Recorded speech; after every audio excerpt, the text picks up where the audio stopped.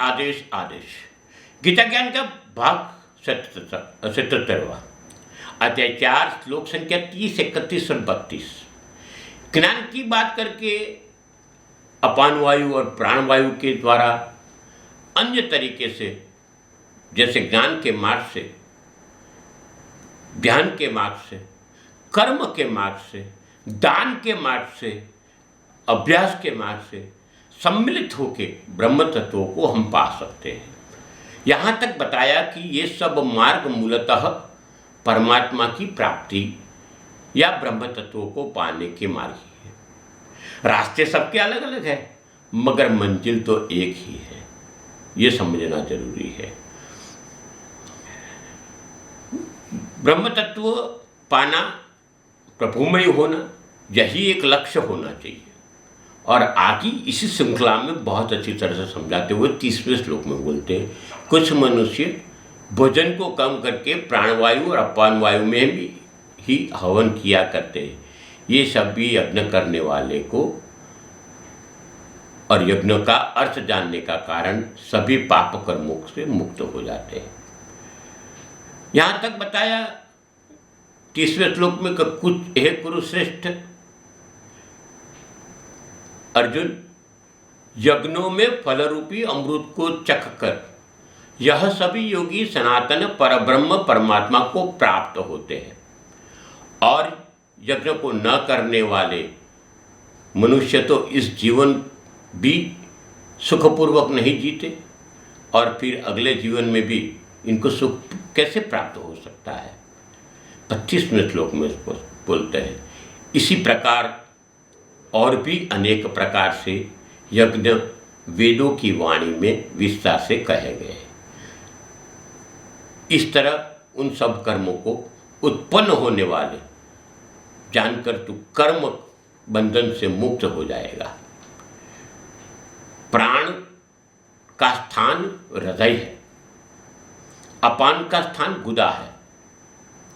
जब भी हम श्वास को बाहर निकालते हैं तो वायु की गति ऊपर की ओर होती है, और श्वास जो अंदर लेते हैं तो वायु की गति नीचे की बाजू होती है। इसीलिए श्वास को बाहर निकालने का कार्य और श्वास को अंदर लेने का कार्य प्राण और अपान यानी कि प्राणायाम कहा गया है। प्राण और अपान वायु से जुड़ा हुआ है। योगी लोग श्वास को अंदर बाई नासिका से अंदर लेते हैं, जिसको चंद्र नाड़ी कहा गया है। गलती ना हो, ये उल्टी बाजू भी बोली जाती है, ये समझना जरूरी है, अपनी उल्टी बाजू। और उससे श्वास को अंदर लिया जाता है, और ये अंदर लिए जाने वाला श्वास हृदय में रह के प्राण वायु और अपान वायु से मिलके एक पूरक कहते हैं जिसको हम, और दोनों ही गति करते हैं हृदय से लेकर नाभि कमल की ओर, और दोनों एक और चले जाते हैं और उसको रोका जाता है। श्वास बाहर नहीं निकलता है और अंदर भी नहीं जाता है। ये जो पीरियड है, जो श्वास लेने के बाद में आप नासिका चंद्र नाड़ी से श्वास लिया, यानी लेफ्ट साइड से श्वास लिया, रोक लिया, और रोकने के बाद में जो रुकते हो उसको कुंभक कहा गया है, और बाद में धीरे धीरे धीरे धीरे उसके दाई ओर से यानी सीधी बाजू से वो सूर्य नाड़ी से श्वास को बाहर निकाला जाता है। स्वाभाविक है, प्राणवायु अपने साथ साथ अपान वायु को भी लेके निकलता है। प्राणवायु और अपान वायु का हवन इसको कहा जाता है, और यही क्रिया रेचक बोली जाती है। जब अंदर लेते हैं तभी जो भाषा है, और बाहर निकालते, ये दो भाषा में फर्क है। अंग्रेजी में ये प्राणवायु को ऑक्सीजन कहा गया है और अपान वायु को कार्बन डाइऑक्साइड कहा गया है।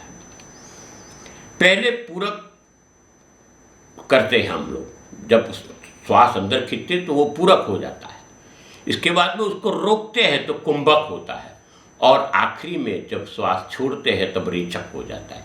ये बार बार करने से कुंभक की अवधि बढ़ती है और पापों का नाश हो जाता है, शरीर स्वस्थ हो जाता है, मन शुद्ध हो जाता है। यह एक सूचना भी है, भगवान ने बोली है और वो जरूरी है। नियमित आहार करने वाले ही ये क्रिया कर सकते हैं। कम आहार लेने वाले या आहार नहीं करने वाले ये क्रिया नहीं करनी चाहिए, ऐसा बताया गया है। निष्काम भाव से कर्म करने से उद्देश्य दूसरे को सुख पहुंचाना, इस प्रकार शांति प्राप्त होती है, जिसको अमृत यज्ञविष्ट कहते हैं, यानी कि अमर होने की बात है। यहाँ अमर का मतलब समझना जरूरी है, क्योंकि ये कुछ अटपटा लग रहा है। मृत्यु का डर नहीं होना, मुक्ति के मार्ग पे चलना, ये भी अमरत्व की निशानी है। हमें श्रीमद् भागवत गीता जी के माध्यम से भगवान श्री कृष्ण के मुख से और अर्जुन के द्वारा, क्योंकि अर्जुन भी निमित्त है, कहा गया है अर्जुन ज्ञान पात्र अर्जुन है, 24 से 30 श्लोक तक 12 प्रकार की यज्ञों की बात की। अलग अलग क्रिया से अलग अलग साधक की क्रिया भी अलग अलग होती है, और ठोक ठोक के कहा कि जो भी क्रिया करो वो निष्काम भाव से करो। सकाम भाव से क्रिया करने से जो कामना की पूर्ति होती है वो नाशवंत हो जाती है। निष्काम भाव से क्रिया करते हैं और जो फल प्राप्त होता है वो कुदरत से होता है, और ये अविनाशी है। वेदों ने बताया गया है कि सकाम क्रिया करने से पाप कर्म बढ़ते हैं और निष्काम कर्म करने से पाप का नाश होता है और पुण्य का उदय होता है। शरीर फिर से पूर्ण स्वस्थ होता है, मन शुद्ध होता है, शांत होता है। यही चाहिए, इसके लिए तो लोग भटक रहे हैं। मैं फिर से बोलूं कि पूरक, कुंभक और ऋचक की माया समझाई भगवान ने। बहुत समझने लायक बातें होती हैं।